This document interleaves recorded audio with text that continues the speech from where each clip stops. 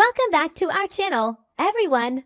Okay, I've been thinking about this and I just can't get over that scene at the hospital. Bill deciding not to be hospitalized and just going home. I mean, what is he actually thinking? Chelsea and Madison were practically begging him to stay. You could see the sheer panic in Chelsea's eyes, like she intuitively knew something was deeply, fundamentally wrong with this picture. But Bill, being classic, stubborn, immovable Bill, just brushes them off. Wait, actually, let me back up. Why did he insist on going home so badly? Is it just his massive ego refusing to be seen as weak? Or does he already subconsciously suspect something and wants to control his own environment? Because Madison definitely knows something is up. She suspects his illness isn't just some random bug or natural decline. She's looking at him, looking at the charts, and you can practically see the gears turning in her head. It's not just a sickness, it's an attack. Basically, she suspects foul play, and let's be real, in this town, it's always foul play. So this leads me to my first major freakout. Can Madison actually determine the exact timeline of when Bill started being poisoned? I mean, toxicology is incredibly tricky, right? I was reading this article maybe it's not important, but I noticed that different poisons leave very specific metabolic traces in the bloodstream and tissues. If Madison gets her hands on a comprehensive blood panel, which she probably already sneaked out of the lab because she's resourceful like that, she could theoretically trace the degradation of the toxins. But wait, that doesn't explain why the initial doctors missed it entirely, unless the poison is something incredibly obscure, like heavy metals or some synthetic compound that perfectly mimics a natural, age-related illness. Actually, no, I should mention that first Hayley isn't stupid. She wouldn't use arsenic or cyanide, she'd use something insidious. So Madison is sitting there trying to reverse engineer Bill's physiological decline. It's like a medical murder mystery playing out in real time. And that brings up the test results. Will the results prove that the poison was introduced into Bill's system multiple times? It has to, right? Chronic poisoning fits the symptoms perfectly. He didn't just collapse one day out of the blue. He's been slowly, agonizingly deteriorating. It's a classic microdosing strategy. Like she's putting a few drops in his morning coffee or lacing his daily medication. This is psychological warfare as much as it is physical trauma. The tests absolutely must show a staggered accumulation of toxins in his liver or kidneys or something. I mean, not exactly, but something like that. I'm not a doctor, but the narrative structure demands that this is a prolonged, calculated betrayal, not a one-time crime of passion. It makes Hayley's actions so much more sinister because she had to wake up every single day, look him in the eye, and make the conscious decision to hurt him. Strange, really strange. The whole thing is strange and completely terrifying when you think about the intimacy of it. Okay, so if Madison knows, and she manages to convince Bill, how on earth is Madison going to help Bill secretly monitor Hayley without tipping her off? Hayley is hyper-vigilant right now. She's a predator watching her prey, so she's watching everyone who watches Bill. Madison can't just install hidden cameras in the living room. That's too cliche, and Hayley would spot a weird blinking red light in a heartbeat.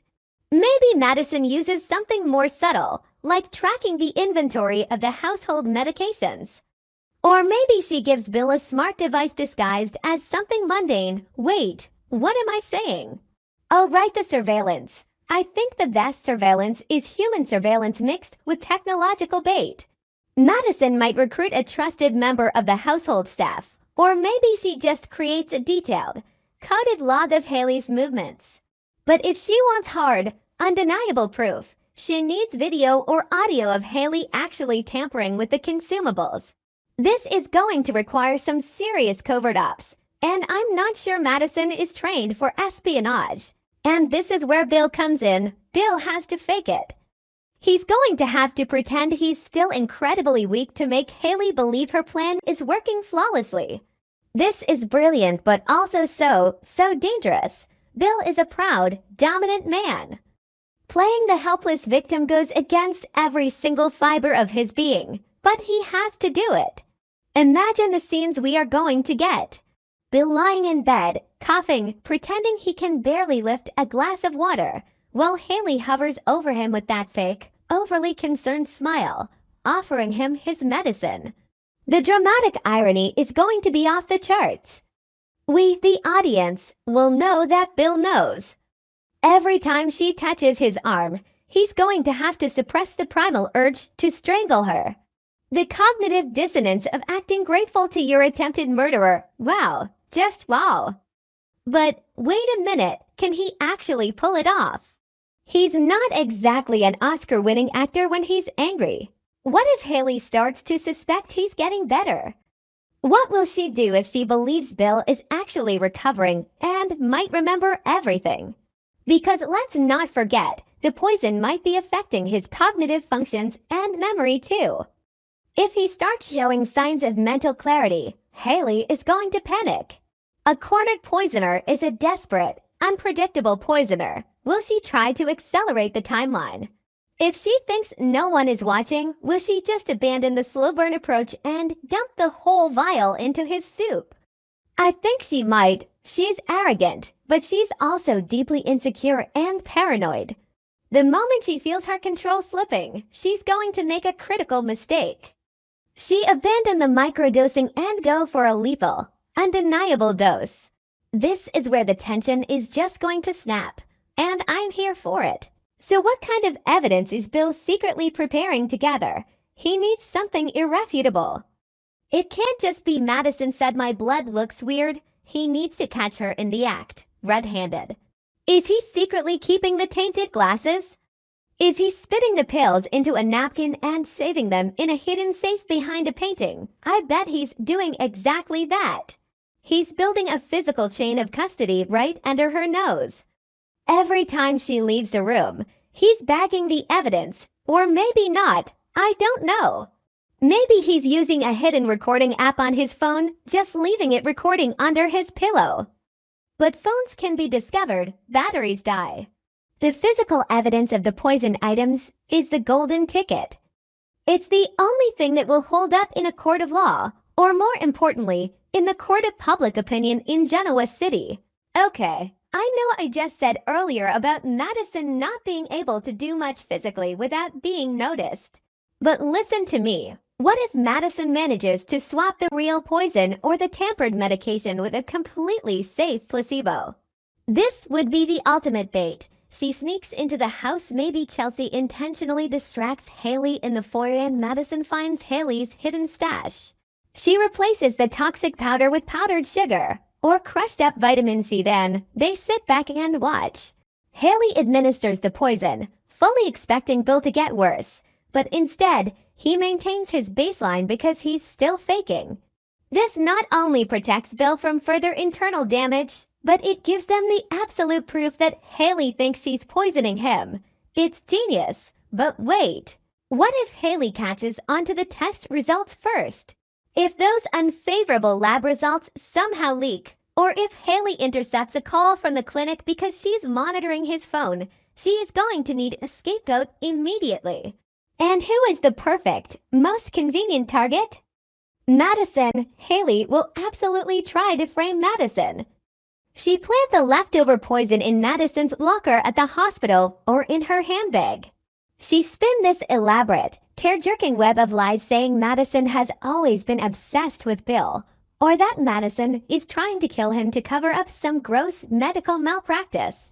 Oh, Bill, Madison is the one making you sick. She's been giving you the wrong for fluids on purpose. It's classic Darvo deny, attack, and reverse victim and offender. And honestly, with how manipulative and convincing Hayley can be, she might actually convince a few people for a minute.